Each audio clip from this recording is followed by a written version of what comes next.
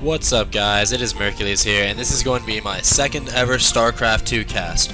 Now the game we're going to be watching is going to be Liquid's The Little One versus Team Dignitas's SeleCT. And these are both two very, very good players. I'm going to start out at the beginning of the match by talking a little bit about the players themselves. Now, LiquidTLO is a very unique player in StarCraft 2. He started out as random in the beta, went to Terran, went to Zerg, went back to random, then went back to Terran, and now is playing as Zerg again. He really became famous in the beta for his strategies he would use with Terran. He did just really, really ridiculously crazy things, like he would go Hellion, Marauder, Thor, which was builds that, and they were builds that no one had ever seen before, pretty much. And you can see the two guys having a conversation right now, just going crazy. And he's not actually been ridiculously successful in competitive StarCraft 2, but he's always been such a fun person to watch and to follow and to learn from that's made him a very, very popular player in the StarCraft 2 scene. The second player is our blue Terran. It is going to be Team Dignitas SeleCT, like I said before, and he is a very, very good Korean Terran. He has not been outstandingly good. I wouldn't say he's one of the best, but at the same time, he's won, I believe, close to $20,000 playing StarCraft 2, so he's definitely been successful, don't get me wrong at all. And just for those of you who are interested, LiquidTLO has won about $2,000 or $3,000. He hasn't won too much. That's why I say he hasn't really been overly successful in real tournament play. And you see he is going pretty much standard Zerg right now, just, what do you get, 14 hatch, I believe, before spawning pool. We're going to see, and it looks like SeleCT is going to mirror that by going with a quick expansion. He's going expansion at 15. Oh, expansion before barracks, though. That's something you don't actually really see that much, but I guess he's pretty confident that TLO is going to, play like a gentleman and not go anything crazy, which he is guessing right. He has not scouted TLO yet. He's holding off for a little bit on the scouting. I assume he's going to send a scout out relatively shortly. TLO is going to hit SeleCT's base pretty quickly right now with this Overlord, and I'll probably put it over here somewhere off the map for a little bit of later scouting. The usual sacrificial Overlord. The metagame, you can see he's leaving some space for an add-on, so it'll be interesting to see what he does. He's getting one gas right now, so it might be Reactor, it might be Tech Lab, we'll just have to see. He's just now sending a scout out. Now, this is pretty late, but I guess, like I said, he just figures TLO is not going to cheese him or do anything like that. But, I mean, at 3:43 into the game, TLO could have gone 6-pool and, just really, really decimate him. But, again, what I want to talk about is the metagame and how much the metagame has changed. The metagame has gone from, in the early days, actually, I believe is he getting metabolic boost? No, he's not right now, because he doesn't have any gas, so I don't know why I would have said that. But the metagame has changed from what it used to be. In the early stages of the game, if a Zerg went 14 hatch, he was going to get proxy 2 racks. There was going to be hard pressure from the Terran. And the Koreans were the biggest advocates of that. The Koreans would go one base, all-ins, just all the time. And people really tended to hate that type of gameplay. And now the metagame has really shifted to, instead of these one base all-ins, you don't see nearly as much of that. You see a lot more of you see a lot more command center first from Terran. It's always been hatch first from Zerg, but now a lot of the times you'll even see 2 hatches with one hatch first, spawning pool, then a second hatch. Like right away, you'll have 3 hatches up in getting saturated before the 5-minute mark in the game, and that's something that just wasn't possible to do in the early stages of StarCraft 2. He's bringing this second Overlord around here too, see if he can get some scouting in on the expansion. SeleCT now has 2 gases up, and he's going... Oh, it looks like he's going to be going Hellions, because he's lifting off that factory to switch it with the barracks. Going to start pumping out those Hellions 2 at a time. Already got 2 Marines out. Looks like he's going to be going... Marine? Maybe not. Marauder Hellion? I'm not sure. He might be going for combat shields or stim pack right now. Definitely going a Hellion type of build, and this was also something that you saw a lot in the early stages of the game. Terran would go Hellion and just annihilate Zerg workers all in the early stages of the game. But you haven't really seen it as much because the Hellions did get nerfed. Their blue flame isn't nearly as effective as it used to be, and TLO sitting with 4 queens, and all 4 queens are that's 5 queens he's got right now, and 4 of them are out spreading creep. That's That's 6 queens right now, and 5 of them are outspreading creep. That is just ridiculous. He wants to get this map control underway. He wants to connect all these bases so he can have his army running back and forth. And you'll see Zergs do that a lot because the drop harass from Terrans can just be so effective if you don't get a good creep spread that allows you to connect all your bases. A couple of the Hellions moving out. Looks like they did take a little bit of damage from a Zergling, but with all these queens here, the Hellions really aren't going to be able to do anything. So yeah, he's definitely he's researching Stimpack right now, getting a starport out. I'm assuming he's gonna go Marine, Tank.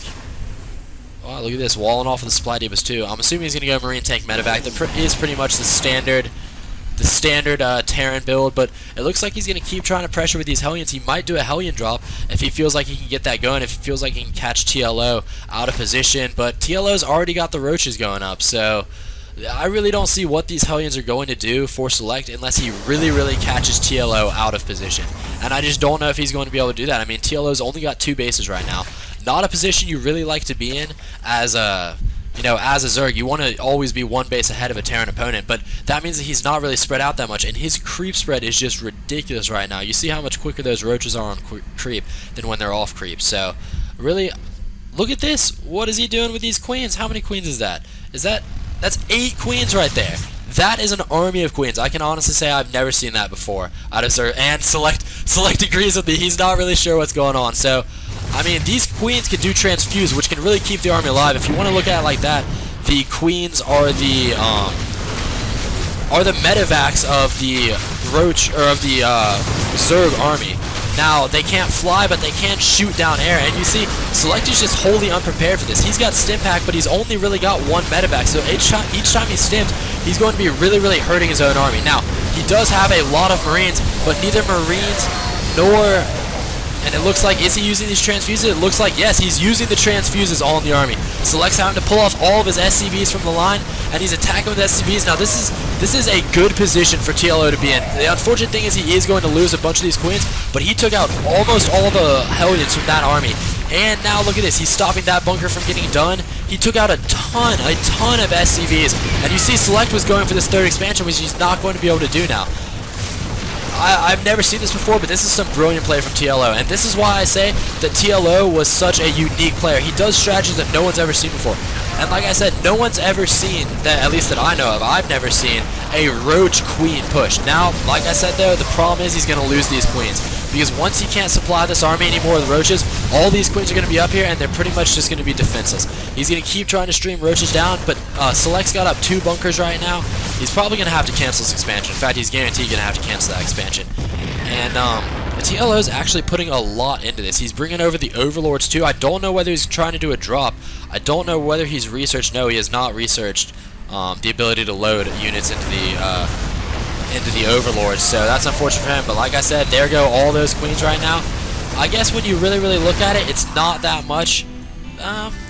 See, he's lost less, but he hasn't lost less by a ridiculous amount. And now he's going to lose all these Overlords too, and that's probably going to even it up. He's got some more roaches streaming across the field. He's going to force these Marines to retreat in just a minute, but he can just Select and just lift him up and drop him over there. Now, that was a unique attack, and it definitely hurt Select.